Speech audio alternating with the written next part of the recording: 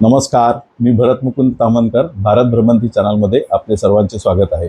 आज आपल्याकडे आले आहेत दिलीप कृष्णाजी जोशी व सौ नम्रता दिलीप जोशी, ज्यांनी 2025मध्ये आत्ताच नुकती नर्मदा परिक्रमा पूर्ण केली 3500 किलोमीटरची पायी.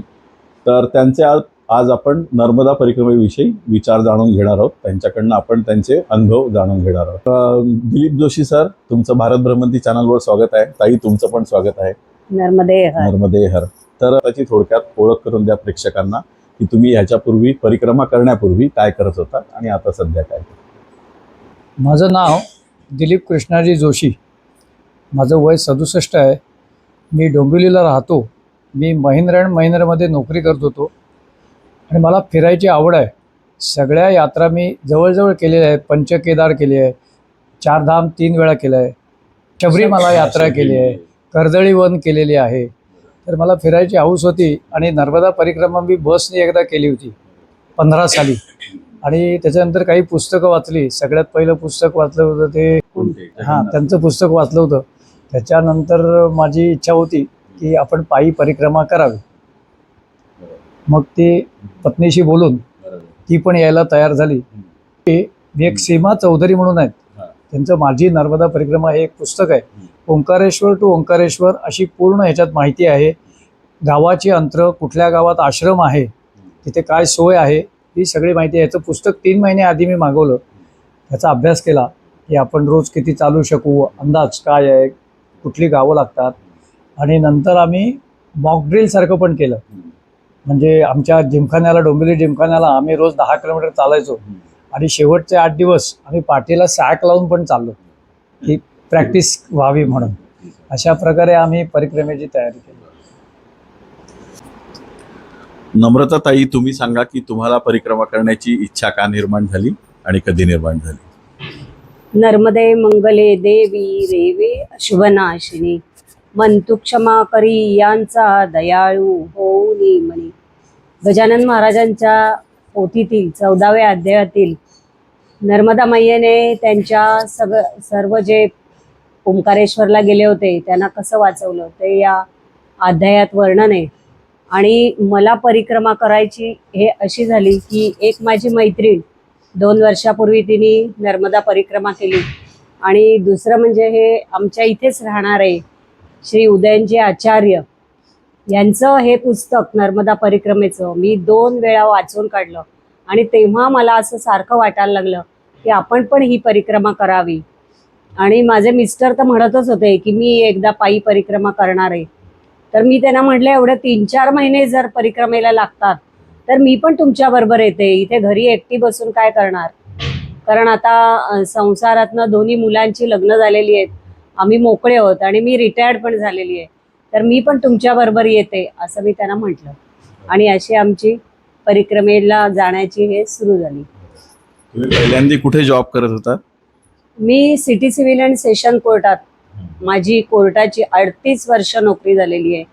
आणि मी असिस्टंट रजिस्ट्रार या पदावरून 2021 मे मध्ये मी रिटायर्ड झाले आणि आता 2-3 वर्ष घरी आहे. सर, तुम्ही कुठे पहिल्यांदा कामाला होता. महिंद्रा अँड महिंद्रा कांदिवली प्लांटला होतो मी. माझी पण 38 वर्ष नोकरी झाली. डोंबिवली, कांदिवली मी 3ही शिफ्टमध्ये काम केलं. तर परिक्रमेची तयारी तुम्ही दोघांनी कशी केली. हे जे आता तुम्हाला पुस्तक म्हटलं त्या पुस्तकामध्ये पूर्ण माहिती आहे की तयारी काय करायची. आणि ह्या आचार्यांच्या पुस्तकात सुद्धा आहे. बरोबर. तर कमीत कमी सामान, कारण आपल्याला वजन उचलायचं आहे.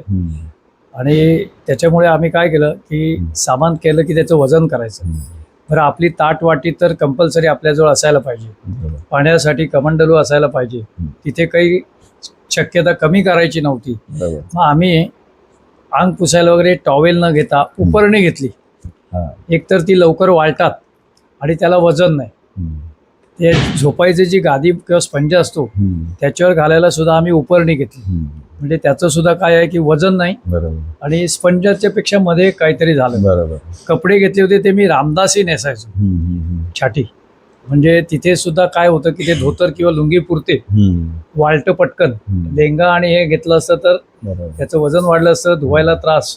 असा सगळा बारीक सारीक विचार करून म्हणजे अगदी बारीक सांगायचं तपशील तर पेस्ट सुद्धा आम्ही छोटी घेतली होती हा. की संपली तर बाजारातनं परत विकत घेते ती सगळीकडे मिळते, पण मोठी पेस्ट घ्यायची नाही. तेलाची बाटली छोटी, असं करून माझ्या बॅगचं वजन 5 किलो झालं होतं बरोबर. सगळं सामान घेऊन. एकदम कमी वजन. हा. बरोबर. की ते आपल्याला विंचवाचं विराड पाठीवर घेता आलं पाहिजे बरोबर. अशा हिशोबाने आम्ही ते केलं होतं. बरोबर. तुम्ही काय सांगाल ताई याच्याबद्दल? हा, त्याचप्रमाणे म्हणजे आवश्यक तेवढं सामान आणि महत्वाचं म्हणजे औषधं आमची. हा.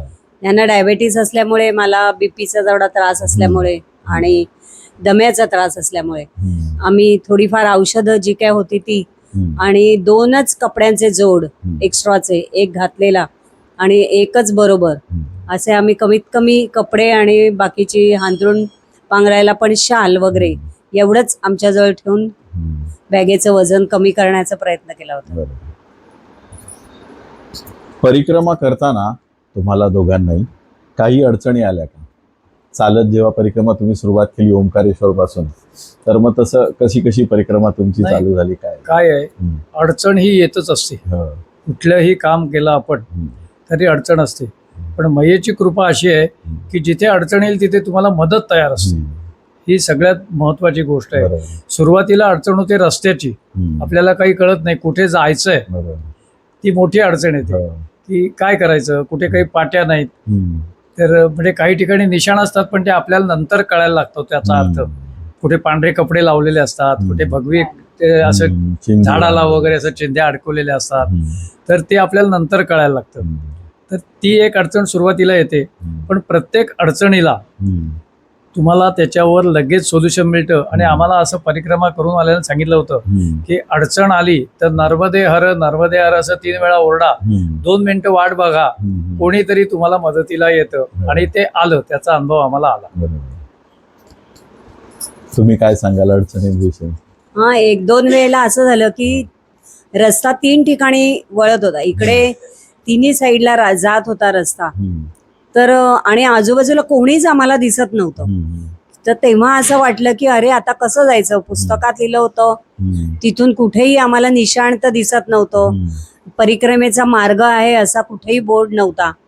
पण असं सगळ्यांनी सांगितल्याप्रमाणे आम्ही दोघांनी 2-3 वेळेला असं मोठ्यांदा ओरडलं आणि खरोखरच 2 मिनिटात एक शेतकरी आम्हाला आला धावायला आणि बाबाजी कहाँ जाने का है असं म्हणून त्यांनी आम्हाला मार्ग दाखवला. बरोबर. असा अनुभव. हा सगळ्या परिक्रमावासींना अनुभव आहे की जिथे कोणी तुम्हाला दिसणार नाही आणि तुम्ही जर नर्मदे ओरडलं तर 80% वेळा कोणतरी येतं आणि ते तुम्हाला मार्ग दाखवतं. दररोज तुम्ही जेव्हा 30 ते 35 किलोमीटर साधारण चालत असाल, सुरुवातीला नाही पण नंतर तर तेव्हा चालताना तुम्हाला काय त्रास झाला का? म्हणजे पाय सुजणं, दुखणं, हे ते सर्व असं काय त्याच्याबद्दल? मयेच्या कृपेने बिलकुल त्रास झाला नाही. हा हा. एक पेन किलरची गोळी सुद्धा आम्ही घेतली नाही. बरोबर. त्याचं कारण आम्ही पूर्वतयारी, मी रिटायर झाल्यापासून गेली 9 वर्ष रोज 10 ते 12 किलोमीटर चालतो. त्याच्यामुळे सवय होती चालायची आणि एक आपणून उचललेलं काम होतं. माणसाला थकवा कधी येतो, मनाविरुद्ध काम केलं, हे आपलं उचललेलं काम होतं, आनंदाचं काम होतं. त्याच्यामुळे थकवा यायचा काही प्रश्न नव्हता आणि तो कधी आला नाही. थोडेफार पायाला ते छल्ले म्हणतात तसं चप्पल लागून किंवा 2-3 ठिकाणी असं झालं. पण पहिले सुरुवातीला 1-2-4 वेळेला माझे पाय दुखले, पण एका बाबाने मला सरसो का तेल दिलं होतं आणि सांगितलं होतं मैयाजी रोज सोते समय ये लगाना, आणि ते लावल्यापासनं माझे खरोखर पाय दुखायचे थांबले होते. आणि म्हणजे रोज 30 किलोमीटर तर आम्ही नंतर तर 30 किलोमीटर झाले अजूनही चालू शकतोय असं वाटायचं. तसा काही फार त्रास नाही झाला. बरोबर. एकदा सवय झाली की मग आपला स्पीड त्याच्यात वाढत जातो. परिक्रमेमध्ये तुम्ही काय नियम पाळले? म्हणजे परिक्रमेचे तसे बरेच नियम आहेत, हे करू नये ते करू नये असे बरेचसे नियम आहेत, सगळ्यांना माहिती आहेत बऱ्याचशा लोकांना. तर तुम्ही कुठले नियम पाळले त्याच्यातले? आता नियम पाळायचा तर हा नियम आहे की नाही मला स्वतःला माहिती नाही. कांदा लसूण विरहित जेवण आम्ही जेवण. बरोबर. जिथे असेल तिथे कुणी आम्हाला गाडीवर नाश्त्याला होतं, आम्ही आधी विचारायचो की कांदा लसूण आहे का, तो आहे म्हणाला तर आम्ही नर्मदे हर. बरोबर. असं तिथे नको हा. म्हणत नाहीत, बरोबर. नर्मदे हर म्हणायचं. हम्म. आणि बाकी लवकर उठणं वगैरे हे सगळे जे नियम आहेत, आंघोळ हम्म. करून रोज आरती करणं, हम्म. सकाळ संध्याकाळ, बरोबर. हे नियम पाळले. हम्म. परिक्रमेत नदीच्या पाण्यामध्ये कितपर्यंत जायचं नाही तसं हो काही हो, नाही तसं आंघोळ करायला 1-2-4 फूटच हा. आतमध्ये जायचं. हम्म. नदी क्रॉस करायची नाही, हा नाही, महत्वाचा बरोबर. नियम आहे. हो, तो कसोशीने पाळला, बरोबर. म्हणून गुगलचा वापर केला नाही. हम्म. कारण रस्ता बघायला गुगल काय करतं, हा. शॉर्टकट दाखवतं. कुठून नाही. म्हणजे उदाहरण सांगायचं, नेमावर घाटून हा. पलीकडे यायला हा. आम्हाला 1 महिना 10 दिवस लागले. हा. गुगलला विचारलं तर 10 मिनिटात पलीकडे. पुलावरनं. तर ही एक काळजी घ्यावी लागते. बरोबर. आपल्याला गुगलचा आजकाल मोह खूप होतो, हो, तर तो टाळला. हो. तर परिक्रमेत गुगल वापरू नाही शकते. आणि दुसरा म्हणजे नियम, सूर्योदय झाल्यानंतरच हम्म. परिक्रमा सुरू करावी, सूर्यास्त. सूर्यास्ताच्या आत परिक्रमा थांबावी. हम्म. असे जे काही आम्हाला तिथे गेल्यावर नियम कळले ते आम्ही बरोबर. पाळले. जेवणाच्या वेळा पण साधारण आश्रमापर्यंत पोचायच्या तुमच्या 12, 11:30, 12 पर्यंत तुम्ही पोचलात बरोबर. तर त्यांना पण किती माणसं आहेत, जेवण हम्म. करणं, तयारी करणं सोपं जातं. संध्याकाळी पण आपण सूर्यास्ताच्या आत तर त्यांना जेवायला त्या वेळा आम्ही तशा पाळूनच आश्रमात जायचो. हम्म. हे असं का असावं ह्याच्यावर मी थोडासा प्रकाश टाकतो. हो. माझा अंदाज हो, हो. की ते काय करतात, गेल्यावर तुम्हाला आसन लागावं सांगतात. हम्म. आसन लावल्यानंतर प्रत्येक माणूस आपापली कोणाचे कपडे धुवायचे असतात, हम्म. कोणाची काही कामं असतात, तर त्यांचा आश्रमातला एक माणूस येऊन आसनं मोजून जातो. हा. मला हा मोठा प्रश्न होता की त्यांना कळतं कसं किती माणसांचं जेवण बनवायचं. हम्म. तर मी एकदा असं उभारून बघितलं तर ते आसनं मोजतात हम्म. आणि म्हणून ते गेल्या सांगतात, बाबाजी आसन लागावं. हा. तुम्ही आसन लावलं नाहीत हम्म. तर तुमचा काउंट घेतला जाणार नाही. असं आहे ते. बरोबर. तर परिक्रमा करताना तुम्ही सोबत पैसे ठेवले होते का, आणि ठेवले होते तर किती, आणि किती वेळा त्याचा वापर करावा लागला? हे मी स्पष्टपणे सांगू का नाही असा मला संभ्रम आहे. नाही नाही, सांगा. पण पैसे ठेवले होते. हा. कारण काय आहे, हम्म. आता दोघंही उतार वयातले आहोत. हो. कुठे काय अडचण आली, मैयाचा वर विश्वास होताच, हम्म. पण तरी सुद्धा हम्म. आपल्या मोबाईलला ऐनवेळेला रेंज नसली हम्म. तिथे, हो. तर काय करणार. हम्म. म्हणून पैसे ठेवले होते, हम्म. त्याच्यात काही अडचण नव्हती. हम्म. आणि कुठेही अनसिक्युअर्ड नाहीये. हम्म. कोणालाही जायचं असेल, हम्म. एकटी बाई जरी रस्त्यातनं चालत असली तरी नर्मदे हरशिवाय कोणीही काही बोलत नाही. बरोबर. हे मी निश्चित सांगू शकतो की हम्म. सेफ अतिशय आहे. अतिशय safe. बरोबर. तुमचा काय अनुभव? पैसे वापरावे लागले का कुठे? पैसे आम्ही दोघांनी आपापल्या जवळ ठेवले होते. हम्म. पण मला म्हणजे माझा असा अनुभव की माझी पर्स हम्म. आणि जी काही सॅक आहे ती आश्रमात मी कपडे धुवायला गेले किंवा बाहेर काही त्यांना कोणाला आश्रमात मदत करायला गेले, पोळ्या करायला किंवा कशाला, तर त्यावेळेला तुम्ही ठेवलेल्या वस्तूंना हम्म. कोणीही हात लावत नाही. बरोबर. म्हणजे जवळजवळ आम्ही 50 परिक्रमा वासू एका हॉलमध्ये असलो आणि आपली पर्स आणि सॅक तिथे ठेवून आपण जरी कुठे गेलो तरी त्याच्यामध्ये मला म्हणजे असं कधीच वाटलं नाही की बाबा इथे आपण ठेवलं, एवढी लोक आहेत, बरोबर. काहीही तुमचं कुठल्याही वस्तूला हात लागत नाही. बरोबर. आणि पैशाविषयी आता तुम्ही प्रश्न विचारला, हम्म. तर ही भारतातली अशी एक परिक्रमा आहे हो. की तुमच्या खिशात 1 रुपया सुद्धा नसला हम्म. तरी तुम्ही परिक्रमा करू शकता. बरोबर. कोणीही तुमच्याकडनं पैसे घेत नाही. हम्म. काही वेळेला आम्हाला माझी औषधं संपली ती घ्यावी लागली. हम्म. केमिस्ट सुद्धा फुकट औषधं देतात. हम्म. आणखीन जवळची 2-3 मलमं देतात. बाबाजी आपका पाव दर्द करेगा हा. तो हे लगाओ. हा. आपल्या मुंबईमध्ये आपल्याला 10% डिस्काउंट मागावा लागतो. हो. मी सिनियर सिटीजन आहे, बरोबर. पण तिथे डॉक्टर पैसे घेत नाही. मी कितीतरी वेळा शुगर चेक केली, हम्म. विशेषतः BP चेक केलं, हम्म. किंवा कुठल्याही प्रकारचं कोणीच टेलरकडे मला कोणी काही वस्तू दिली, शिलाई मारून घेतली, हम्म. आपण नाश्ता केला, चहा प्यायलो, परिक्रमावासी, पैदल परिक्रमावासी म्हटलं हम्म. की कोणी तुमच्याकडनं पैसे घेत नाही. बरोबर. म्हणजे त्यावेळी पैशाचा हम्म. घेऊन जावे का नाही हा वैयक्तिक हा. ऑप्शन तुम्ही ठेवला तर त्या बरोबर. पैसे लागत नाहीत हे नक्की बरोबर. तुम्हाला लागले नाही वापरावे? नाही, पैसे लागतच नाहीत कशाला. बरोबर. बरोबर. फक्त सेफ साईड म्हणून तुम्ही ठेवले. हा, की इन बरोबर. केस In आपल्याला काय case, असतं, एक आपल्याला शंका मुंबईकरांना कुशंका. बॅकअप प्लॅन बरोबर. ठेवायची सवय प्लॅन ए, असते. प्लॅन बी. हा, तसं. हा. बरोबर. तर तुमची शुगर जेव्हा चेक केली तुम्ही, ती शुगर किती निघाली तिकडे? 100-110. हा, कारण आणि मी म्हटलं एवढं चालल्यानंतर शुगर राहणार. जिलब्या वगैरे पोटभर खाऊन. कारण आपलं एवढं चालणं होतं त्याच्यामध्ये शुगर राहणं मुश्किल होतं.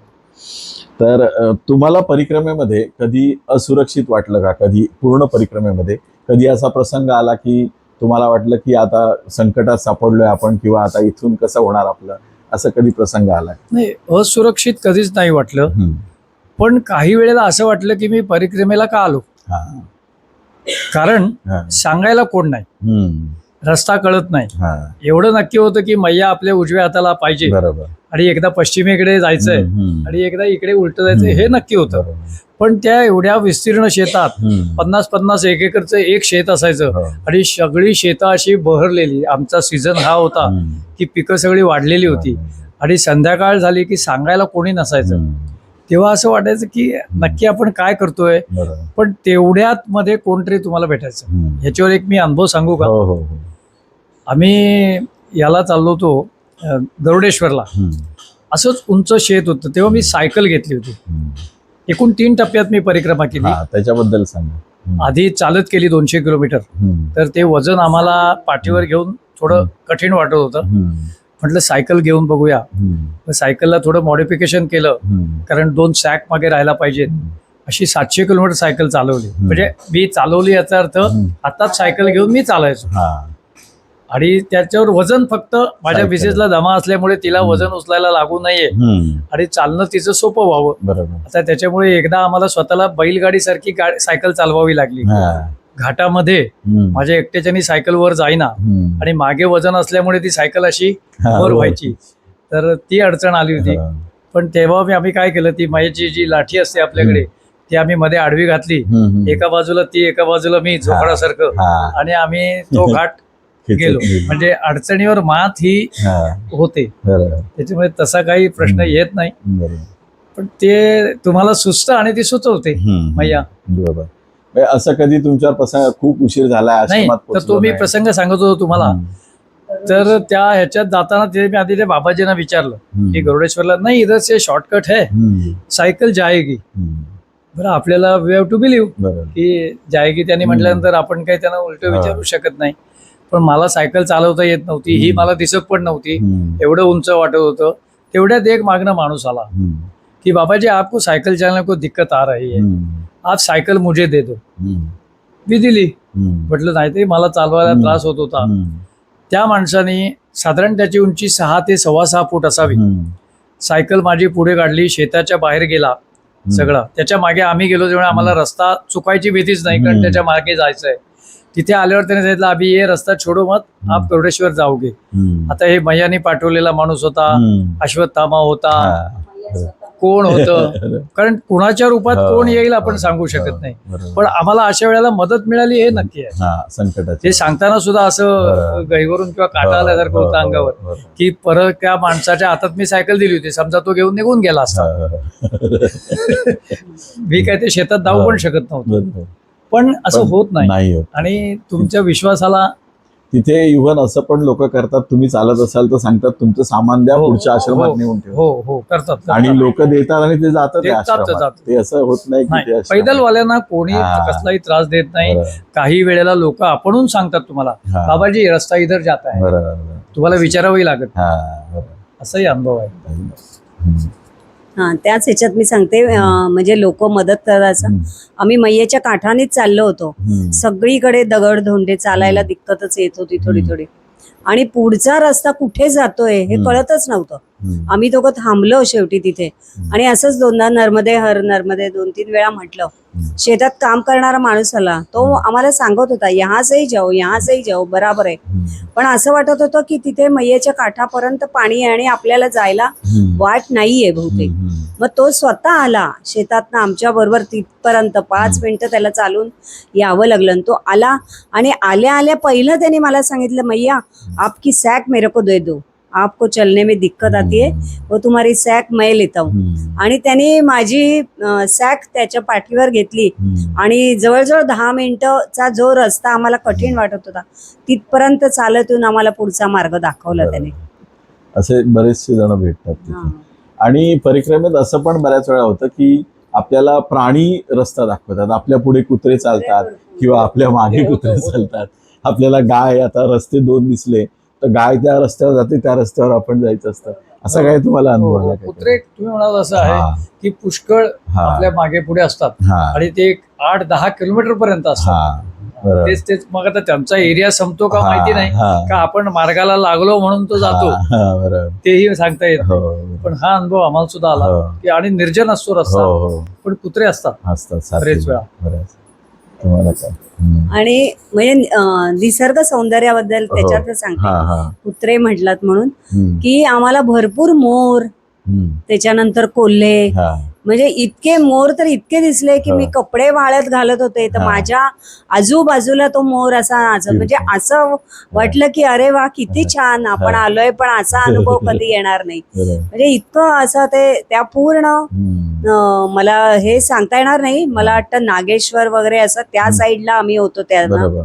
सकाळी सुद्धा आम्ही चालत होतो, ते आमच्या बरोबर मोर सकाळी पण चालत होते बरोबर. जवळजवळ. त्या ह्याच्यामध्ये मोर खूप दिसले आम्हाला हम्म. आणि प्रसन्न वाटायचं असे बरोबर. प्राणी पक्षी काय हम्म, दिसले की. हम्म. पोपटांचे थवे होते, हा. मुंगस क्रॉस झाली हा. बरेच वेळा, बरोबर. साप दिसले, हा हा पण भीती नाही वाटली, हा, कारण बरोबर. ते आपल्या रस्त्याने निघून जातात. गेले. बरोबर. आणि गाई गुरांचे कळप तर खूप, हो. म्हणजे आणि असं सकाळच्या वेळेला हा म्हणजे लहानपणी जो श्रीकृष्ण हा, होली वाड्याचा मस्त. सिनेमा बघितला त्याची आठवण होते. हा एवढं सुंदर. हो सुंदर, हा. अतिशय तिथला सुंदर. निसर्ग चांगलाच आहे ते आणि म्हणजे- वेगवेगळ्या प्रकारचे पक्षी पण दिसले हो, असतील. सुरुवातीला मी सूर्योदय आणि सूर्यास्ताचे खूप फोटो काढले, हा नंतर वाटलं अरे हे आपल्याला रोजच दिसणार आहे. मग कमी म्हणजे पाण्यात प्रतिबिंब पडते, बरोबर. असा थोडा डोंगराच्या वरच थोडासा दिसतोय, हो. ते वेगवेगळ्या अँगलने हा. फार छान वाटतं. बरोबर. सकाळच्या वेळेला चालायला सुद्धा ना कधी कधी 6 किलोमीटरचा स्पीड पडतो हा तासाला. हा एवढं पहिले चांगलं. 2 तास हा आमचं साधारण नंतर शेड्यूल असं होतं, बरोबर. 6:30 ते 11:30 ते 12 मध्ये आम्ही 20 किलोमीटर चालायचो. हा बरोबर. सकाळच्या वेळी. हा आणि मग दुपारी जेवल्यानंतर परत. हा मग 15 हा म्हणजे साधारण किती वाजता दुपारनंतर कधी सुरुवात करायची? साधारण 1.5 ते 2 तास विश्रांती घ्यायची हा जेवणापासून. हा. असं आमचं, कारण जेवल्या लगेच जाऊ हो. नये चालायला, हम्म. तेवढे घ्यायचो. मग आपण उन्हातनं पण चालायचो, हा हा म्हणजे समजा लवकर जेवलो 11:30ला हम्म. तर 1:30ला चालायला सुरुवात. बापरे उन्हात हो एवढं. हो हो. हम्म. पण तिकडचं तेवढं ऊन लागतं पण तेवढं जास्त. कडक नियम हा. नाही ठेवला ना आपण, हा हा तर परिक्रमा व्हायला कठीण होईल. हा. आणि एकदा आळस आला बरोबर. की मग संपलं. जास्त दिवस लागतील हा. ते. बरोबर. आपण जर तुम्ही परिक्रमा एकट्याने केली की ग्रुपनी केली? आम्ही दोघांनीच केली, दोघांनीच केली. ग्रुपनी असं नाही. हा पण नंतरची अर्धी परिक्रमा आम्ही चौघांनी केली, हा कारण आम्हाला जे जाट आमचे एक हम्म. मित्र भेटले हो. नेमावरला, हो. तर त्यांच्या बरोबर आम्ही केली. हम्म. पण तरी चालताना मागे पुढे होतच, हम्म. 1-2 किलोमीटर ते पुढे गेले, हो. आम्ही पण आमचा अख्ख्या परिक्रमेत हम्म. रस्ता चुकला हा आणि ही दुसरीकडे गेली, मी दुसरीकडे गेलो हा आणि शोधायला लागलं. हा हे झालं नाही, ही सुद्धा मैयाची कृपा आहे. बरोबर. असं सुद्धा काही लोकांना होतं की हो, हो. शोधण्यात 2-2 दिवस जातात, हो हो कारण नेमकं मोबाईलला रेंज लागत नाही, हम्म. फोन लागत नाही. हम्म. आणि ग्रुपचं म्हणाल तर काय होतं, हम्म. ग्रुपनी मी तर बघितलं नाही, हम्म. काही लोक करतात, हम्म. पण त्याच्यात सुद्धा ना कोण 25 किलोमीटर चालल्यावर त्याला पाय दुखायला लागतात हम्म. किंवा काहीतरी व्हायला लागतं, तो थांबतो. हम्म. पण त्याच्यामुळे सगळे लोक रोज थांबत नाही. हा ते काय 1-2 दिवस झाले की ते म्हणतात आता आम्ही पुढे जातो, बरोबर. तू मागे येऊन आम्हाला गाठ. बरोबर. आणि असं होऊन जनरली ग्रुपनी परिक्रमा होत नाही. होत नाही, मागे पुढे होत मागे पुढे थोडंफार होतं. बरोबर. आता नवरा बायकोच असल्यामुळे ती शक्यता नाही, हो त्याच्यामुळे आम्ही शेवटपर्यंत बरोबर केली. बरोबर. आश्रमात तुम्ही ज्या आश्रमात गेलात तिथे तुम्हाला कशी व्यवस्था वाटली आश्रमातली, राहण्याची, जेवणाची? नाही, आश्रमातली व्यवस्था चांगली असते, हम्म. पण जसं लोकच ते खराब करतात. हा तर जास्ती करून आपल्या मुंबईकरांना त्रास होतो तो स्वच्छतागृहांचा. हम्म. काय असतं, आणि 50 माणसं आणि ती 2च असतात, हो. आणि तिथे तेवढी स्वच्छता नाही आहे. हा हा त्याच्यामुळे तो आपल्याला थोडासा त्रास होतो. हम्म. पण काही आश्रमांमध्ये हम्म. विशेषतः आम्ही उल्लेख करेन, पाटीदार लोकांचे जे आश्रम आहेत हम्म. ते स्वतः तिथे उभे राहतात. हम्म. त्याने तिथे बोर्ड लावलेत, हम्म. मोटर लावून पाणी लावून ते स्वच्छता करतात. हम्म. त्यांचे आश्रम भव्य, दिव्य आणि स्वच्छ आहेत बरोबर. पाटीदार लोकांचे. हम्म. हे मी जे अनुभवले त्याच्यात, बरोबर. हे पुस्तक मी तुम्हाला दाखवलं, या सीमा दिदींचा आश्रम सुद्धा अप्रतिम आहे. हम्म. स्वच्छता बरोबर. आणि सोय. हम्म. काही आश्रमांमधनं तुम्हाला पांघरुणं पण देतात, हम्म. अंथरायला गाद्या देतात, हम्म. पण त्या सगळीकडे आहेत असं नाही. बरोबर. कारण आश्रम सुद्धा शेवटी चालायला कोणतरी फायनान्सर लागतात, बरोबर. त्याच्या मागे कोणतरी असेल आणि धडपड करणारे लोक असतील तर तो चालणार. काही ठिकाणी अक्षरशः कोणी नसतं, एक माणूस असतो, हा. एक सतरंजी घातलेली असते, हम्म. त्याच्यावर तुम्ही झोपा. जेवण मात्र सगळ्या आश्रमातनं पोटभर मिळतं हे नक्की, त्याच्यात काही बरोबर. अडचण नसते. हम्म. जेवायला तो तुमचा चावल आणि डाळ चावल असेल किंवा रोटी आणि सब्जी असेल, जे काय असेल ते, पण ते असतं पोटभर. पोटभर. असं कुठेही होत नाही की तुम्हाला पोटभर जेवायला मिळालं नाही. बरोबर. मैया कोणालाही उपवाशी ठेवत नाही. बरोबर. हा, त्यांनी सांगितलं तसंच की आश्रमामध्ये आम्हाला फक्त संडास बाथरूम या 2 गोष्टींची, म्हणजे पहिलं गेलं की जागा आपण आसन लावलं की पहिलं मी जाऊन ते बघायचे. मग आणि थोडंफार आपल्या मुंबईकरांना किंवा हे म्हणा या गोष्टीचं लगेच तिकडच्या लोकांना असं काही त्याचं वाटत नाही, अरे क्या नाही बाहेर जाएंगे असं. पण आम्ही शक्यतो आधी हे बघायचे. मग तिथला एखादा आश्रमातला कोण चालवणारा जे असतील बाबाजी, ते मला म्हणजे मैया फिकिर मत करो, हमारा जो है ना उसका चावी हमारे पास है, मैं आपको चावी देगा, आप उधर जाओ. मग जरा बरं वाटायचं. म्हणजे त्यांना आपण असं बघून कळायचं की हे महाराष्ट्रीयन आहेत. आणि पहिले ते बघूनच विचारायचे, आप महाराष्ट्र के आहे क्या, असं. कहाँ के, बंबई पुणा. बंबई म्हटल्यानंतरच त्यांना लगेच व्हायचं की हा ठीक आहे, आप चिंता मत करो. म्हणजे कपडे पण काही वेळेला पूर्ण बाहेर नळ असायचे तिथे धुवायला लागायचे, ते काही हरकत नाही बाथरूम नसलं तरी. पण आंघोळीसाठी आणि ह्याच्यासाठी फार जरा काही वेळेला अडचण यायची. आम्ही सकाळी पहाटेच म्हणजे 5:15 आंघोळ करायचो. पण जिथे जिथे असं बाहेर आंघोळ करायला लागेल तिथे जर असं आपल्याला नडतं नाही म्हणाला, पण काही दिवसांनी ती सवय होऊन जाते. पण आश्रम सगळे छान होते. यांनी सांगितलं तसं जेवा खायला भरपूर, अगदी काही कुठेही कमी पडलं नाही. उलट आश्रमातलं जेवण तर आम्हाला खूप आवडायचं. सुरुवातीला तिखट लागलं, MP मध्ये आपल्यासारखं असं साधं नाही, जरा तिखट जेवण असतं. हा, त्यामुळे आम्ही अगदी थोडीच भाजी घ्यायचो किंवा असं हे. पण मग ते आम्हाला त्याच्याबरोबर गुळाचा खडा द्यायचे, तिथे गुळ द्यायची पद्धत आहे. त्यामुळे मग त्याच्याशी लावून किंवा वाटेत आम्हाला केळी वगैरे मिळाली तर ती घेऊन आमचं जेवण व्हायचं. पण बाकी सगळं जेवण छान असायचं. अतिथी देवो भवचा अनुभव आहे. एका वाक्यात सांगायचं तर की लोक सगळी तुम्हाला भरभरून मदत करतात. जेवायला खायला कुठेही अडचण नाही. फक्त मिळेल ते आणि मिळेल तसं ते स्वीकारायची तुमची तयारी. आणि तिथे मिठाला रामरस म्हणतात. ते नाव मला फार आवडलं. आपण जीवनात राम नाही म्हणतो तसं जेवणात मीठ नसेल तर राम नाही. रामरस हे नाव मला पुष्कळ भावलं.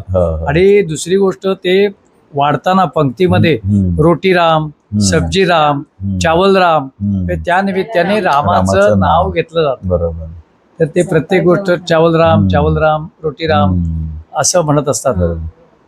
याला सकाळच्या नाश्त्याला पण आपण त्यांचा बालभोग हा शब्द आहे, तो पण खूप छान वाटला की बालभोग लीजिये, बालभोग पाहिजे असं. म्हणजे हे सगळे शब्द खरोखर आपण पण रोज घ्यायला हरकत नाहीत असं वाटतं.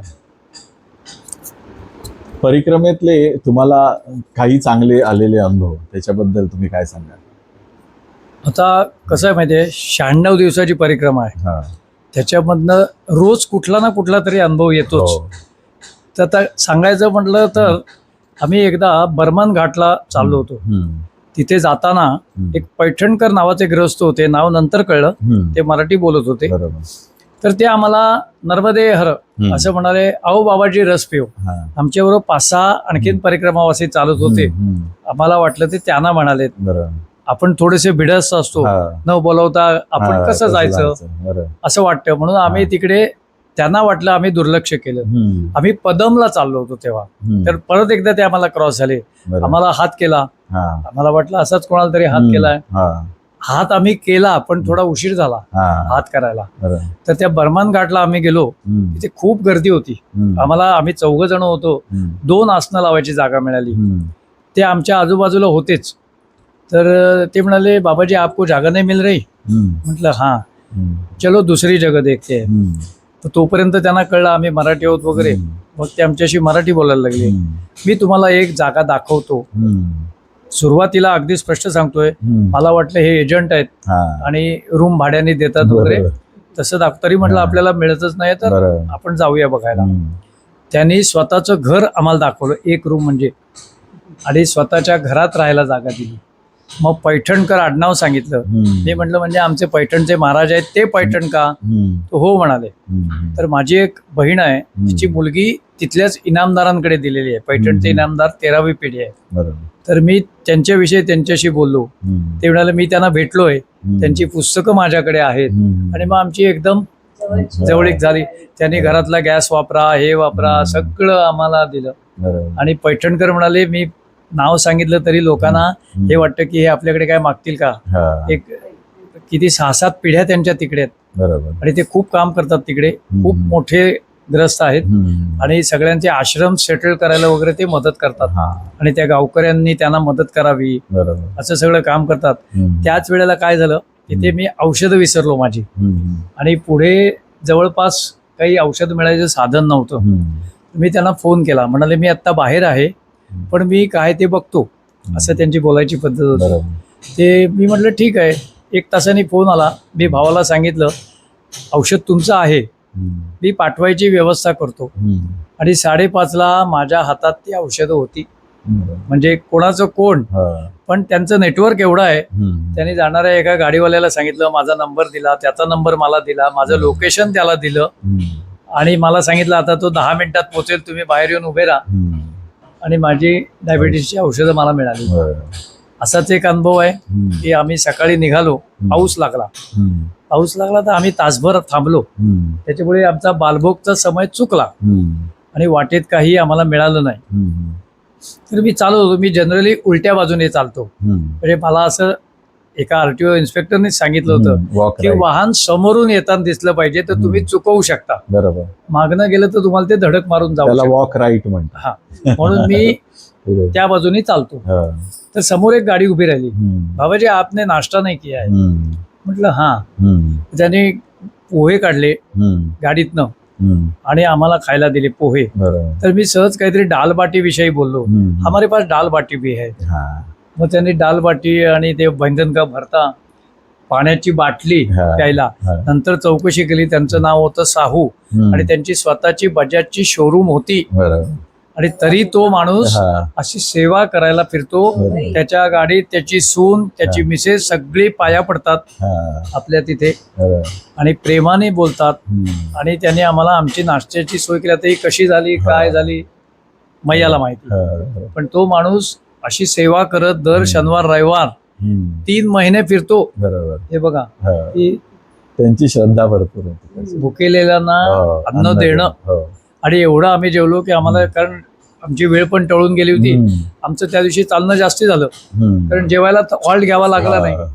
आता दालबाटी खाल्ली, पोहे खाल्ले, आणखीन काय खाणार. पोटभर पाणी प्यालो. बरोबर पाण्यावर एक बाटली ठेवा म्हणून त्यांनी दिली. आणि तोच माणूस औषधांसाठी पण मी त्याला बोललो, तुम्ही एकावर विसंबून राहिलो नाही. समजा या माणसाने मला नाही दिली आणून, म्हणजे तो नाही देऊ शकले, तर हे म्हणाले मी जबलपूरला आहे.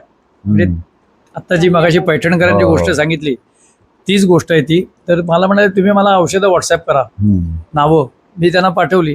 मला म्हणे मी जबलपूरमध्ये आहे, रात्री 8:30 पर्यंत मी परत माझ्या घरी जाणार आहे, तेव्हा वाटेत तुम्ही कुठे आहात तुमचं लोकेशन पाठवा. त्याने अर्धा तास आधी सांगितले मी जबलपूरहून निघतोय आणि मला औषधं आणून दिली. म्हणजे एवढं किती होती वाटेत नाश्ता देण्या एवढी.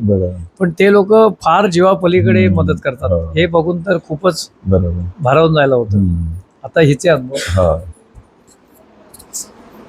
एक बनेठा म्हणून गाव होतं, तिथून आम्ही चालत होतो आणि त्या नेहलाई पर्यंत वगैरे असं आमचं जायचं असं चाललं होतं. संध्याकाळचे 5:30-6 होत आले आणि तिथे 2 आश्रम आहेत असं आम्ही पुस्तकातनं बघितलं होतं की 2 आश्रम आहेत. पण आमच्या पुढे बरेच परिक्रमावासी चालत होते. त्यामुळे असं वाटत होतं की आता आश्रम नक्कीच फुल झाला असेल, एवढी लोक जात आहेत वगैरे.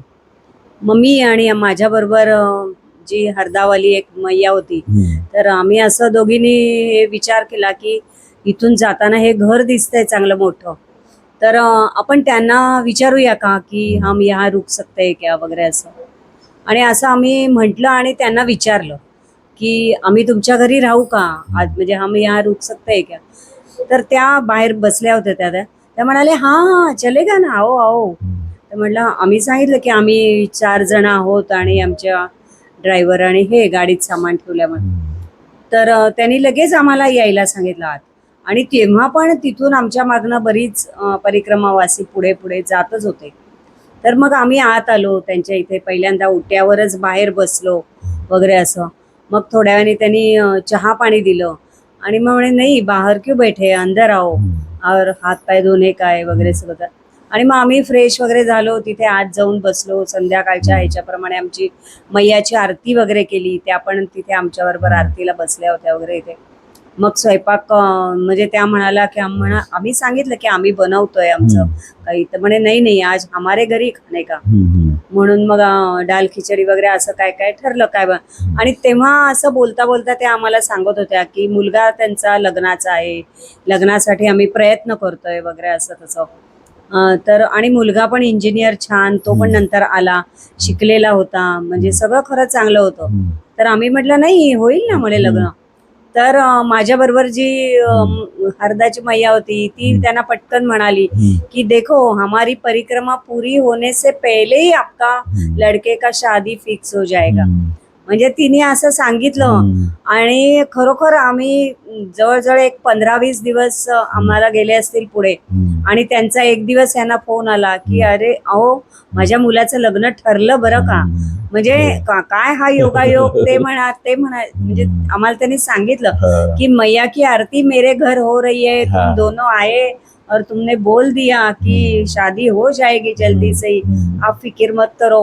और मेरे बेटे की शादी फिक्स हो गई, अभी शादी में आने का. आता एप्रिल महिन्यात त्या मुलाची लग्न आहे. तर त्यांनी आम्हाला आग्रहाचं आमंत्रण पण केलंय. म्हणजे हा एक अनुभव, म्हणजे असा आपण मैयाच त्यांचं म्हणणं तुमच्या तोंडून बोलून गेली असं. अजून एक अनुभव चांगला आहे. रुंड गाव म्हणून एक गाव आहे. सायकल होती माझ्याजवळ, सायकल घेऊन मी गेलो. खूप चढण होती जाताना. तिथे बाबाजींनी स्वागत केलं. आप आए तो है, जाओगे कैसे. मी म्हटलं रस्ते से. रास्ता है नहीं, पहाड़ उतरना है 5 किलोमीटर, बीच में नाव पार करना है. मी म्हटलं बघू आता काय, उलट जाईन 4-5 किलोमीटर आणि कुठून तरी तर रस्ता असेल, थोडं लांब पडेल. तेवढ्यात 2 माणसं आली. बाबाजी आप फिकर मत करना, सो जाना, सुबह देखेंगे. आम्ही झोपलो.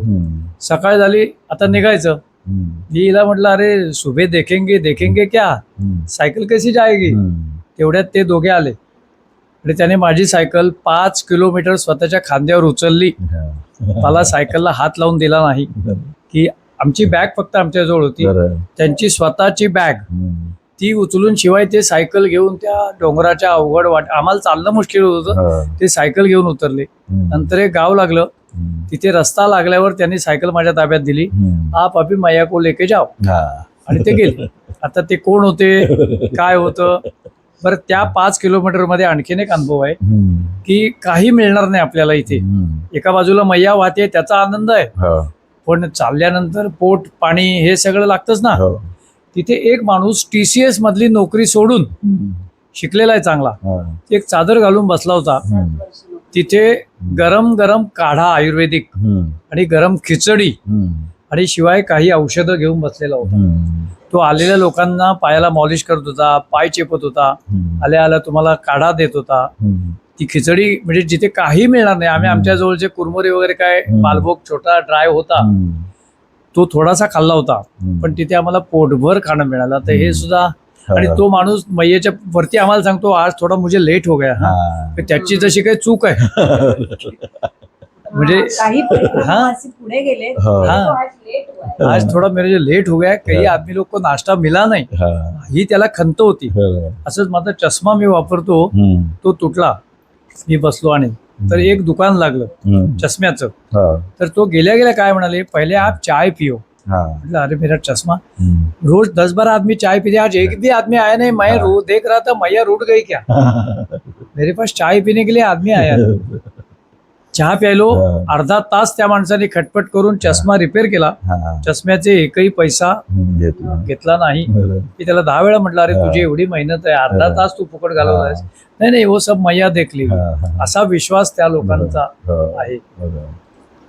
असे तिथल्या लोकांमुळेच आपली परिक्रमा होते. भरपूर अनुभव येतात, पण सगळे चांगले. मैया आहे आणि ती आम्हाला भरपूर देते. म्हणजे एक दुसरं एक अनुभव सांगायचा म्हणजे आम्ही एका जेव्हा ह्यांच्या गोळ्या वगैरे विसरल्या आणि आणून दिल्या, त्या ठिकाणी आम्ही राहिलो, ते अगदी साधं आणि खूप म्हणजे दिसतच होतं की एक गरीब घरात आम्ही त्या राहिलेलो होतो. आमच्याजवळ सामान होतं, आम्ही रात्री जेवण वगैरे तिथे करणार होतो, पण त्या ह्याच्यात सुद्धा ती मैया म्हणाली की नाही, हमारे घर का खाना खाओ. म्हणजे आम्ही आज जाऊन बघितलं तर तिखट मीठ हळदीच्या अशा पुड्या त्यांच्याकडे होत्या की आपल्यासारखी साठवणूक पण नाही. एवढं म्हणजे उद्या यातलं काही उरेल की नाही ही त्यांना चिंता नव्हती. तुम्ही आज आमच्याकडे आलायत तर आमच्याकडचं पोटभर खा. मग आमच्याकडे ह्याचं मक्याचं पीठ, ज्वारीचं पीठ, त्या स्वतः मैयानी आम्हाला भाकरी करून गरम गरम सगळ्यांना खायला घातल्या किंवा हे केलं. म्हणजे मला इतकं नवल वाटलं की बघा आपण किती साठवणूक करतोय आणि ह्यांना उद्या आपल्याला काही नाहीये. घर अक्षरशः रिकामं दिसत होतं, तरी सुद्धा तिने म्हणजे किती मैये नाही, आप चिंता मत करो, मैया हमको सब देगी असं म्हणून. आणि आमको सेवे का मौका मिला है, ही त्यांची भावना. म्हणजे आमच्या घरी तुम्ही राहायला आलायत आणि अशा ह्याच्यात. आणि त्यातून काही लोकांना जेव्हा आमचं नाव कळायचं किंवा ते विचारायचे, अरे आप तो पंडित आहे, पंडित हमारे घर आहे, म्हणजे असं त्यांना तर आणखीन ते हे वाटायचं. पण खूप दयाळू आणि छान माणसं आम्हाला भेटली. म्हणजे रोज असं वेगवेगळ्या ठिकाणी आम्ही राहिलो.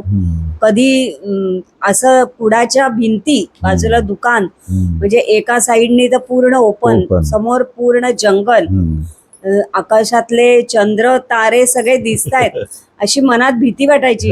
हे सगळे मला सांगायचे की तुम्ही मधोमध झोपा, भीती वाटते तर, किंवा असं. मी म्हटलं नाही, पण छान वाटलं. म्हणजे रात्री तिथे एवढ्या जंगलात सुद्धा छान झोप लागली, भीती वाटली नाही कशाची. म्हणजे रोज आज मस्त मोठं घर मिळालंय तर उद्या एखादी साधी झोपडी, अशी आमची परिक्रमा चालू होती. मैया रोज आम्हाला सगळे अनुभव देत होती की आज छान घरात राहा, अगदी तुम्हाला वॉशिंग मशीन मध्ये कपडे वगैरे धुवून मिळाले, उद्या नाही एखाद्या अगदी झोपडीत राहा, गोळ्या बिस्किट विकणारा आणि त्याच्या बाजूला झोपडी, असं सगळे छान रोज वेगवेगळा अनुभव आम्हाला मिळाला. अजून एक सांगण्यासारखा अनुभव आहे. तळोदा म्हणून एक गाव आहे, महाराष्ट्रातच येतं बहुतेक. तिथे आम्हाला रस्ता, आश्रम लांब होता 8 किलोमीटर. मी आणि होतो, त्या माणसाला विचारलं याच्या पुढे आश्रम कुठे आहे, तर म्हणाला लांब आहे जरा. परत पुढे गेला तो, थोडासा बाईकवर होता, परत मागे आला की आपको ना ऐसा जाना है, ऐसा जाना है. मी म्हटलं आप एक काम करो ना, वो फाटे पे आप रुक सकते हैं क्या, तो हमको गडबड नाही होगी रस्ता मिलने में, कारण संध्याकाळ झाली होती. तर गेलो तिथे थांबले. तोपर्यंत त्याचा काय विचार बदलला त्या माणसाचा माहिती नाही. आप हमारे ही घर में चलो, आश्रम तक जाओ मत. त्याच्या घरी त्याची बायको नव्हती, जळगावला गेलेली होती, 7-7:30 येणार होती. त्याच्या आधी हा सद्ग्रस्त ओळख ना देख 2 माणसांना घरी घेऊन गेलेला होता. घरी गेल्यावर असंच वॉशिंग मशीन, मोठं घर होतं, खूप गरम पाणी, वॉशिंग मशीन मध्ये तुम्ही कपडे धुवा. आमच्यावर घर सोडून हा बाहेर गेला. आम्ही दोघं घरात, अनोळखी, काही ओळख नाही.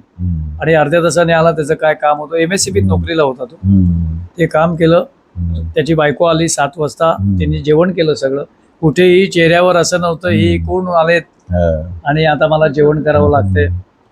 आणि नंतर 8 दिवस तुम्हाला रोज फोन करायचा. तिथल्या ही लोकांची एक पद्धत आहे, तुम्ही जिथे राहाल ना, साधारण 7-8 दिवस ते तुमचा फॉलोअप घेत असतात. बाबाची कुछ तकलीफ नाही ना, हे पण विचारण्यासारखी गोष्ट आहे की नुसतं आपल्याकडे येऊन गेले आणि गेले असं नाही. आणखीन एक आहे, एके ठिकाणी मी चाललो होतो, मला चहाची लहर आली. 8-10 किलोमीटर कुठेही चहा मिळाला नव्हता. तर एक वाटेत माणूस उभा दिसला, त्याची हातगाडी भाजी बिजी काहीतरी विकत होता. तर मी त्याला म्हटलं, बाबाजी इधर किधर चाय मिलेगा क्या, मेरे घर में मिलेगा, दुकान तो है नहीं. म्हटलं ठीक है, आपको चलेगा क्या, चलेगा, चाय पीने में क्या दिक्कत है. तर तिथे आम्ही बसलो. त्याच्या बायकोने चहा केला. तर तो डिस्पोजेबलचे कप आणायला बाहेर निघाला. मी त्याला म्हटलं हमारे पास कप है, कारण आमच्याकडे ते असायचे ना पिशवीमध्ये. और दुसरी गोष्ट अशी आहे की तू कप आणायला का जातो, नाही आप पंडित हो, आपको चलेगा क्या. म्हटलं आपका घर का घरवाली ने बनाया हुआ चाय चलेगा, तो आपके कप ने क्या बिगाड़ा है. असं ऐकल्यावर त्याला एवढं गहिवरून आलं की आप पंडित हो के भी हमारा घर का चाय पिओगे, हमें बहुत आनंद हुआ. त्या माणसाला आनंद. आणि दुसरी एक गोष्ट आम्ही करायचो, लोक जाता येता पैसे देतात आपल्याला. मग ते पैशाचं काय करायचं, आम्ही चॉकलेट विकत घ्यायचो आणि लहान मुलं जेवढी दिसतील तेवढ्या प्रत्येकाला त्याचा जो आनंद आहे ना, चॉकलेट घ्यायला अशी लांबनं धावत येतात एवढी, तो आनंद खरंच म्हणजे यात्रेतला एक अवर्णनीय आनंद आहे त्या लहान मुलांच्या चेहऱ्यावर. आणि एवढी छोटी छोटी पण नर्मदे हर नर्मदे हर. नाही, त्यातल्या एका छोट्या मुलीची गोष्ट सांगतो. मला थोडासा स्वभाव माझा मिश्किल आहे की काहीतरी, त्या मुलीला मी विचारलं, मैंने आपको चॉकलेट दिया, आप मुझे क्या दोगी? मैं आपको फुलकी दूंगी. तर फुलकी म्हणजे पाणीपुरी, तिकडे पाणीपुरीला फुलकी म्हणतात. तर तिची आई त्या पाणीपुरी बनवायचा व्यवसाय करत होती. मैं आपको फुलकी दूंगी, नाही तो बाबाजी आप मेरे घर में खाना खाओ, मेरी माँ रोटी देगी. आता एवढी लहान मुलगी पण ती खाना खाऊच दिला. असं वाटत नव्हतं की घरी गेल्यावर आई म्हणेल तू यांना का बोलवलंस. हा एवढा विश्वास होता त्यांना की त्या लहान मुलीला सुद्धा. हे खरंच आश्चर्य वाटण्यासारख्या गोष्टी आहेत त्या.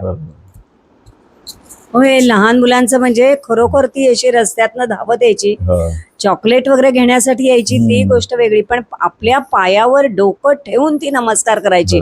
आम्ही किती वेळा सांगायचो नाही असं नाही. म्हणजे गाडीतनं सुद्धा आम्हाला 2 वेळेला असा मर्सिडीज गाडीतनं 2 तरुण पोरं जबलपूरच्या इथे गाडीतनं उतरली, हातात चणे आणि गुळ असं काहीतरी त्यांच्या पुड्या होत्या, त्या आम्हाला दिल्या. पण त्यांनी सुद्धा पायावर डोकं ठेवून रस्त्यात चप्पल काढून नमस्कार केला. काय हे इतकं मनाला भावलं ना की अशी सुद्धा अजून इथे पिढी, म्हणजे आता नवीन पिढीत सुद्धा लोकांच्या मनात की आप मैया काही रूप आहे असं ते समजतात आपल्याला. आणि लहान मुलांचं तर खरंच खूपच कौतुक. आपल्याला सगळी लहान मुलं नर्मदे हर नर्मदे हर, त्यांच्यामुळे आपल्या तोंडातनं रस्त्यातनं जाताना इतके वेळा मैयाचं नाव निघतं. वरती असली तरी कोणाला तरी कळतं की ये चॉकलेट बाबा, ये चॉकलेट दे रहा आहे. सगळे ते एकमेकांना सांगून पुढे पुढे सगळे धावत यायचे. खूप बघायला छान वाटायचं. पण ते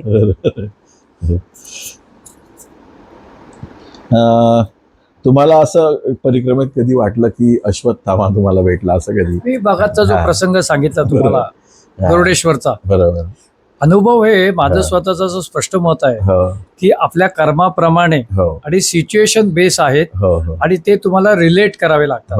ह्याच्यावर एक छोटीशी गोष्ट सांगतो मी. एक मारुती भक्त होता, गावात पूर आला.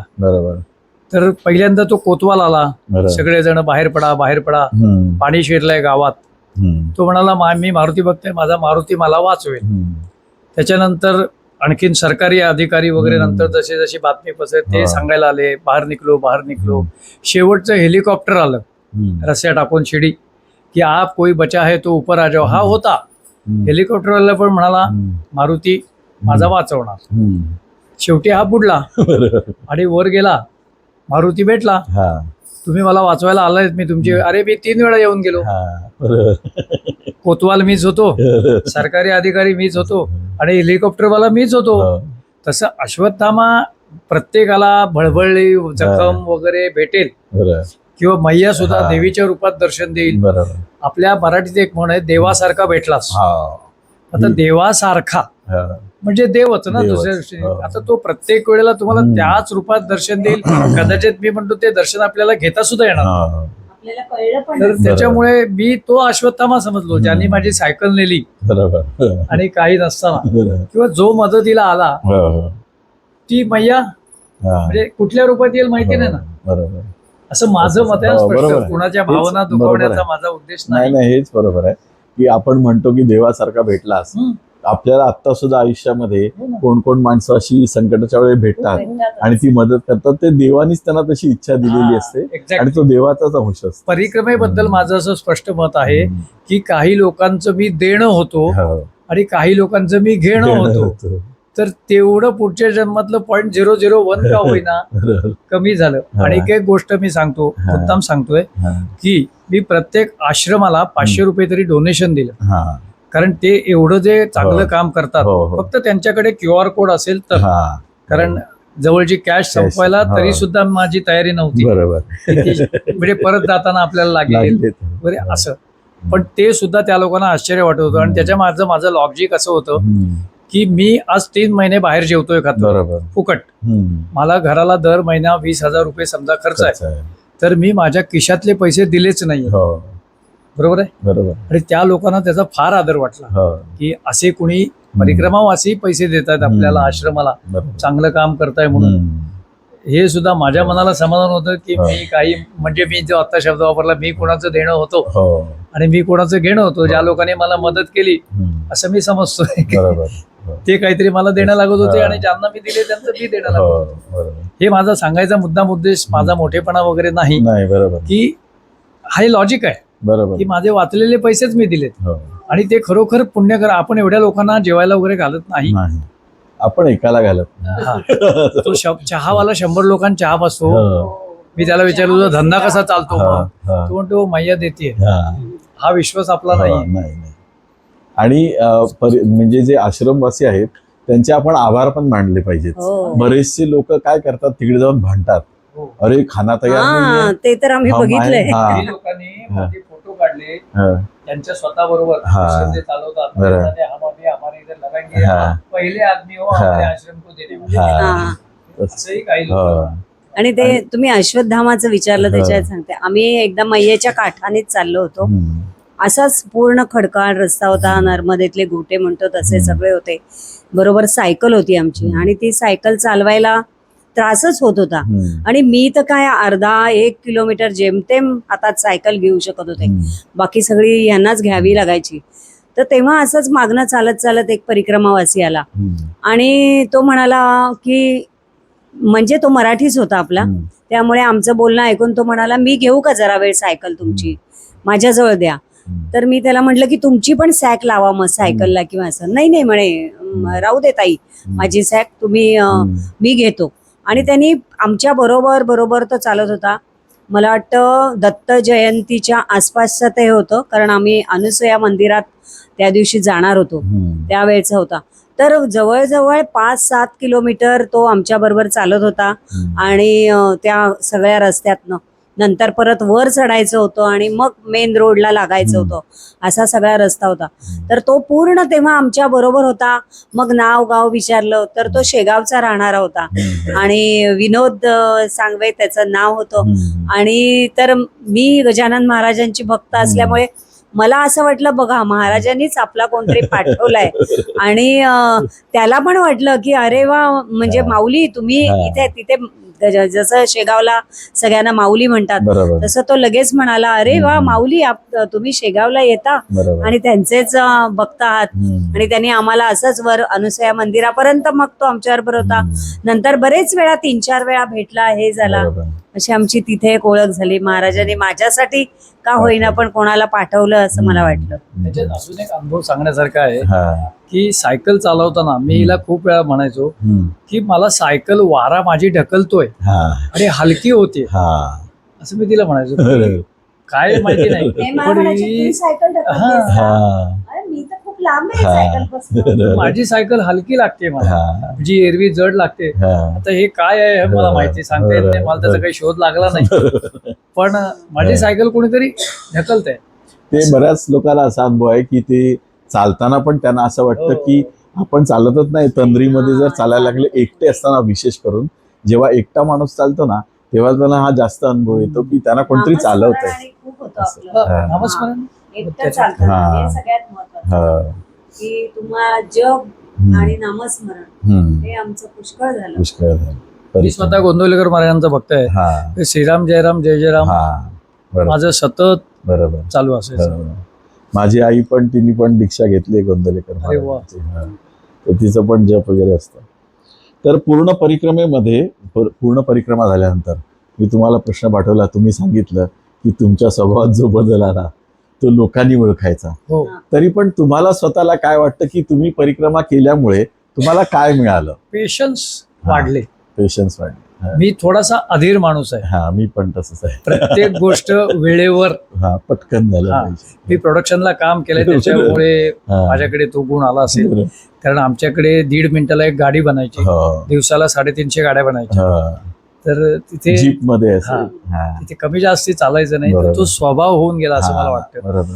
पण वेळ जेवणाची वगैरे नाही. हा. पण तुम्ही मला सांगितलं 7ला निघायचंय, हा. तर माझं म्हणणं 7ला यू शूड स्टार्ट. बरोबर. असं. हा. तर ते थोडेसे वाढले हा पेशन्स असं मला वाटतंय. बरं. पण काय आहे, हे मी तुम्हाला सांगतो तसं हा. हे लोकांनी सांगायचं आणि हा. अजून परिक्रमा करून 10 दिवस होत आहेत. हो हो त्याचा इफेक्ट व्हायला वेळ आहे. हा बरं. नाही उतरायचा आहे परिक्रमेचा. हा. किती दिवसात मी नॉर्मल वागायला लागतो माहिती नाही. ते- तुम्हाला काय वाटतं, तुमच्या स्वभावात काय बदल वाटतो का तुम्हाला स्वतःला? लोक तर सांगतीलच नंतर, पण तुम्हाला स्वतःला काय वाटतं? हा, नाही मला असं काही स्वतःला वाटत नाही की हा. माझ्यात काही फरक, कारण मी हम्म. मनानेच तशी थोडीशी शांत आहे. हा अख्ख्या परिक्रमेत माझं कुठेही कोणाशी कधी वाद भांडण किंवा हा. काही असं काहीच, म्हणजे मला जे असेल ते आवडायचं. हम्म. आश्रम छान आहे, कोणाच्या घरी राहिलं छान आहे हम्म. असं. आणि भेटलेली माणसं पण सगळी जे दिसतील त्यांच्याशी बोलणं किंवा हे, म्हणजे तिथे काही काही लोक एवढी, म्हणजे मगाशी म्हटलं तसं की चावल ना, शाम को हम लोग चावल नाही खाते, हम्म. हमको रोटी चाहिए, हम्म. असं करणारी पण म्हणजे आश्रमात काही काही लोक बघितली. पण तसं मला तरी कुठेही काही असं वाटलं नाही. हम्म. सगळं जे आहे ते छान. घरी आल्यानंतर सुद्धा आपण एवढी परिक्रमा करू शकलो, बरोबर. म्हणजे माझ्या घरच्या सगळ्यांनाच किंवा माझ्या मुलांना पण. मला दम्याचा त्रास असल्यामुळे, आई तिथे चढ उतार असतील, तू कशी जाणार, तुला काय त्रास झाला तर. पण त्यांना सगळ्यांना माहिती होतं की हिने ठरवलं जिद्दीने तर ती पूर्ण करणारच. म्हणजे काही दिवसांनी माझा अमेरिकेत असतो, मुलगा मुलीचे रोज फोन यायचे, व्हिडिओ कॉल झाला की ते म्हणायचे की 15-20 दिवस झाल्यानंतरच की आई तुझा चेहरा टवटवीत दिसतोय, बाबाच थोडे थकलेले वाटायला लागले आता. तर मी म्हटलं अरे सामान एकतर जड ते घेतात आणि दुसरं म्हणजे दाढी किंवा हे वाढल्यामुळे सुद्धा असेल तुम्हाला वाटत. पण म्हणजे त्यांना असं वाटायचं की आई बाबा करू शकतील, ते काय फिट आहेत असं, पण तू कशी करशील, त्याची जरा सगळ्यांना काळजी होती. इकडे सगळं उलट असतं. हा. मी आता पण मी उत्तरवाहिनी त्याला- केली ना, हा. मी दररोज चालतो, मला असा अभिमान. हा. मी दररोज चालतो, मला काय पाय दुखणार नाही, 21 किलोमीटरच आहे, मी तर झपाझप जाईल. पण मी थकलो आणि माझे न चालणारे मित्र स्लीपरवर चालले आणि ते थकले नाही. असं आहे. तिकडे खरंच आहे. सगळं- म्हणजे ती सकाळी रोज आम्ही हा सकाळी आणि मी स्वतःवर इगो करून सकाळी रोज निघताना मी म्हणायची की चला महाराज आज आपल्याला एवढं चालायचंय, हा. चला निघूया. आपल्या बरोबर मैया आहे, महाराज आहेत, काठी आहे, बरं ती आपल्याला पुरी करणार आपली परिक्रमा ह्याची खात्री वाटायची. बरं. त्यामुळे मला असं माझ्या स्वभावातला फरक कळत नाहीये, लोकांनाच काय कळला तर कळेल. आम्ही असंच एकदा सकाळीच आम्ही निघालो होतो आणि भरूच गावाच्या इथलं एक हे सांगते, तिथे एक महादेवाचं खूप छान जुनं मंदिर आहे. म्हणजे ते जवळजवळ 500 वर्षापूर्वीचं मंदिर आहे असं सगळे सांगतात. तर तिथे भृगू, म्हणजे तिथली ती गोष्ट अशी आहे, ती थोडक्यात सांगते आधी. तर तिथे भृगू ऋषींनी खूप वर्ष तपश्चर्या केलेली आहे आणि ते रोज 4-5 किलोमीटर पुढे जाऊन नर्मदेचं जल आणून महादेवाला अर्पण करायचे. आणि त्याने खूप वर्ष हा त्यांचा शिरस्ता चालू ठेवला की महादेवाला तिथलं जल व्हायचं. काही वर्षानंतर ते थकले. त्यांनी एक दिवस मैयेसमोर प्रार्थना केली की मैया, मी आता रोज इथे येऊन तुझं जल घेऊन महादेवाला नाही वाहू शकणार, मी तिथलंच जल घेऊन महादेवाची पूजा करीन असं. आणि त्याच दिवशी रात्री त्यांना स्वप्न पडलं की, म्हणजे ते स्वप्न त्यांना असं पडलं आणि त्यांनी सकाळी उठल्यानंतर 4 शिष्य बोलवले आणि त्यांना सांगितलं की ही माझी लंगोटी घेऊन जा, तुम्ही 4 किलोमीटर नर्मदेच्या पाण्यापर्यंत ही लंगोटी न्यायची, त्याच्यामध्ये ती लंगोटी माझी बुडवायची आणि त्याची जी दोरी असते ती ओढत ओढत तुम्ही आपल्या आश्रमापर्यंत यायचं. अट एकच की तुम्ही अजिबात मागे वळून बघायचं नाही, आश्रमाशी आलात की मला तुम्ही हाक द्यायची. त्याप्रमाणे शिष्य गेले, त्याने ती लंगोटी बुडवली आणि ती दोरी घेऊन वाहत वाहत त्या आश्रमापर्यंत खाली आले. आल्यानंतर त्यांनी देवांना हार मारली. गुरुदेव म्हणाले की हा आलो, आणि ते तिथे आले आणि त्यांनी बघितलं आणि सांगितलं सगळ्या शिष्यांना की आता तुम्ही मागे वळा. तर ह्यांना जे स्वप्न पडलं होतं ते असं होतं की नर्मदा मैया भरूच पर्यंत वाहत आलेली होती आणि आम्ही ते बघितले. त्या महादेवाच्या मंदिराच्या खालून अशी नर्मदा वाहत, तिने तिचा प्रवाह बदलला आणि ती भरूचवरनं वाहत येते. हे तिथे आश्रमात काही लोकांनी आणि मी पुस्तकात वाचलंय तिथल्या ही गोष्ट आम्हाला सांगितली. म्हणून आम्हाला ते महादेवाचं मंदिर, मैयाचं पण तिथे मंदिर आहे, हे बघायचंच होतं. आणि आम्ही गेलो, ते मंदिर वगैरे बघितलं, सगळं छान झालं होतं. पण त्यावेळेला सकाळचे 10:30 वगैरेच वाजले होते. सगळं झाल्या महादेवाला आम्ही पण जल वगैरे अर्पण केलं, तिथे ठेवलेलं असतं ते आहे. मला खूप आवडलं, छान वाटलं. आणि ही गोष्ट आधी आपण वाचल्यामुळे आपल्याला जरा तिथलं हे होतं. खूप जुनं मंदिर आहे. तर तिथून आम्ही निघालो, तरी तिथल्या त्या अशा सेवेकरेने आम्हाला सांगितलं, मैयाजी आप खाना खाके जाओ. तर मी त्यांना म्हटलं की अभी 10:30 बजे 2 घंटा है, हम लोग थोडे आगे जाएंगे ना, तब तक तो चाय प्रसादी लेते. म्हणून तिथे चहा होता, तो आम्ही दोघांनी घेतला. बाहेर आलो, सायकल घेऊन आम्ही चालायला लागलो. तो संपूर्ण मार्केटचा रोड आहे, भरपूर मार्केट आहे सगळं जाताना. पण पुढे म्हणजे भाजी दुकानं, सगळ्याची दुकानं होती. पण असं आता एक तर कांदा लसूण खात नव्हतो, त्यामुळे काय खायचं वाटेत हाही प्रश्न होता. भरूच असल्यामुळे फरसाण माठ, शेंगदाणे वगैरे अशी दुकानं होती.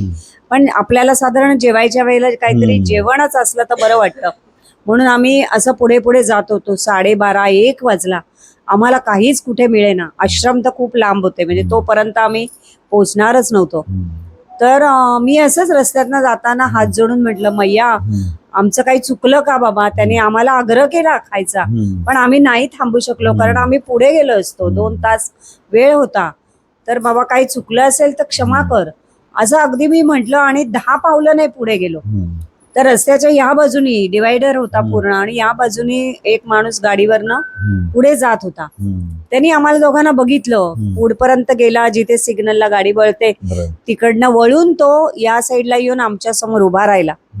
आणि पहिला प्रश्न त्याने आम्हाला विचारला की आपको खाना खाने का है ना, कुछ खाया नहीं ना आपने, मैं आपके लिए खाना लाया हूँ. बापरे, अंगावर इतका शहारा आला की आपण म्हणून मैयाला 5 मिनिटं नाही होत, म्हणजे इतके इथे पुढे आलो. आणि आपल्यासाठी लगेच तिने खाणं, त्यांनी आम्हाला बाजूला घ्यायला, म्हणजे इधर आओ बाजू में आओ केलं. बाजूला आम्ही गेलो. त्याच्या गाडीवर 2 मोठे मोठे डबे होते, आणि त्याच्यामध्ये त्या दिवशी एकादशी होती, त्यामुळे तिथे साबुदाण्याची खिचडी त्यांनी आमच्यासाठी आणली, मैयेचा प्रसाद. आणि एवढ्या मोठ्या प्लेटमध्ये त्यांनी आम्हाला खायला खिचडी दिली. उसाचा रसाची बाजूला गाडी होती, उसाचा रस पाजला. म्हणजे मी म्हटलं बाप रे, आपल्या मनात इच्छा यायला आणि पोटभर खायला मिळाला. अक्षरशः त्यांनी एवढी खिचडी दिली की मला त्यातली थोडी ठेवावी लागली, एवढी. पण म्हटलं खरंच म्हणजे ही मैयेची कृपा आघाद आहे सगळ्यांच्या याच्यावर. हा एक मोठा अनुभव आम्हाला लगेच आला. पूर्ण लक्ष असतं मैयाचं प्रत्येक म्हणजे ती कोणालाही भुकेला ठेवत नाही. म्हणजे खरी आम्हाला भूक त्यावेळेला लागली होती, नाही तर असं इतक्या दिवसात झालं नव्हतं की आश्रम मिळाला नाहीये, जेवायला मिळालं नाहीये. तर मी म्हटलं की आपल्याला त्यांनी एवढा आग्रह केला आणि आपण थांबलो नाही, ते आपलं काही चुकलं की काय असं. मी दत्तोपासक आहे, गुरुचरित्र खूप वेळा पारायण करतो. नारेश्वरच्या देवळामध्ये आम्ही गेलो, तर नारेश्वरला बरेच 20-25 हे होते परिक्रमावासी. त्यातल्या त्याने आम्हाला दोघांना बाजूला बोलवलं आणि मला 2 धोत्र काठापदराची गुरूंचा, दत्तगुरूंचा प्रसाद म्हणून दिली. आणि हिच्या हातात खडीसाखर ठेवली की आपको प्रसाद देने के लिए लगेगा. हा एक अनुभव, म्हणजे काही न करता, म्हणजे शर्ट, ब्लँकेट अशा किती वस्तू लोक वाटेत देतात तुम्हाला लागतील म्हणून. पण तिथे मला 2 धोत्र मिळाले नारेश्वरला. मी तो दत्तगुरूंचा प्रसाद समजला आणि ठेवून दिला. वापरली नाहीत तिकडे, मळवली नाहीत. म्हटलं ही राहू देत आपल्याकडे. तर ह्याच नोटवर आपण आज आपली ही मुलाखत संपवूया, तुमचे अनुभव कथन संपवूया. आणि तुम्ही इथे आलात आणि डोंबिवलीवरनं विशेष माझ्या चॅनलला तुम्ही मुलाखत दिली, तुमचे अनुभव सांगितले, त्याबद्दल मी तुमचे आभार मानतो मनापासून. धन्यवाद. नर्मदे हर, नर्मदे हर, नर्मदे हर, नर्मदे हर, नर्मदे हर, मैया सबका भला करी. अशाच प्रकारचे व्हिडिओ बघण्यासाठी बघत राहा भारत भ्रमंती. व्हिडिओ तुम्हाला कसा वाटला हे नक्की कॉमेंट्स करून कळवा. आणि अशाच प्रकारच्या एखाद्या नवीन व्हिडिओमध्ये आपण भेटूया. तोपर्यंत नर्मदे हर, नर्मदे हर.